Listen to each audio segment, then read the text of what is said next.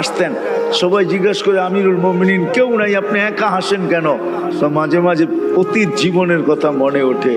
বকরি পর্যন্ত চালাইতে পারতাম না, রাখাল ছিলাম, বকরি চড়াইতে পারতাম না, ডেলি একটা না একটা হারায় আসতাম, আর খালা ইচ্ছা মতে ডেলি মার দিত। আজকে তো আমি 3 মহাদেশের রাজা। কয় মহাদেশের? Europe, Asia, Russia. আগে মহাদেশ 3টাই ছিল, বাকিটি পরে আবিষ্কার হয়েছে। ইতিহাসের পাতায় টোকায় দেখলে আমারটা সত্য হবে।